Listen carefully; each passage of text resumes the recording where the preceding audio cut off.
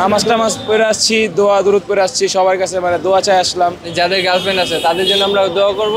যারা আমাকে গার্লফ্রেন্ড এখন চ্যাটিং করতেছি এখন তার জন্য আমাকে ফেল কনফার্ম। নামাজ টামাজ পড়ে আসছি, দোয়া দুরুদ পড়ে আসছি, সবার কাছে মানে দোয়া চাই আসলাম। যে আল্লাহর কাছে নামাজ টামাজ পড়ে দোয়া করলাম যে রেজাল্টটা যেন ভালো হয়। দোয়া তো করলো, এটা তো এখন তো আমাকে সব হলো নিজের ইয়া, লেখাপড়া তো করা লাগবেই।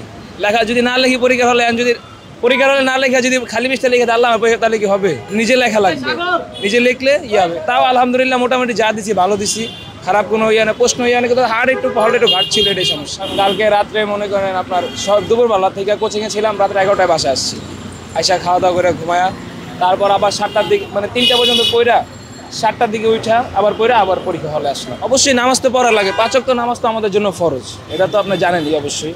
আর নামাজ না বলে দেন, নামাজের কোনো বিকল্প নেই। নামাজের সাথে সাথে মানে নামাজ পড়ে আল্লাহর কাছে দোয়া করলাম যাতে মানে আল্লাহ পরীক্ষাটা ইয়াটা ভালো করে দেয়, জানিয়া করে ইয়া করুক। আবার নিজের কিছু একটু নিজের চেষ্টা থাকলে সব কিছু সম্ভব। যারা আমাকে গার্লফ্রেন্ড এখন চ্যাটিং করতেছি ইয়ে করে তার জন্য আমাকে ফেল কনফার্ম। তাদের জন্য আমরা এক্সট্রা ভাবে দোয়া করব ভাই, দোয়াটা করি। তাদের জন্য আমরা এক্সট্রা ভাবে দোয়া করব। আমাদের মানে যাদের গার্লফ্রেন্ড আছে তাদের জন্য আমরা দোয়া করব, নিজেদের জন্য করব, তাদের জন্য করব। তারা যাতে যে টাইমটা নষ্ট করছে ওটা আল্লাহ তাদের পাস করে দেয়। হ্যাঁ অবশ্যই নামাজ পড়ছি, সকালে উঠে গোসল করে নামাজ টামাজ করে আল্লাহর কাছে দোয়া করছি যাতে পাস করে দেয়।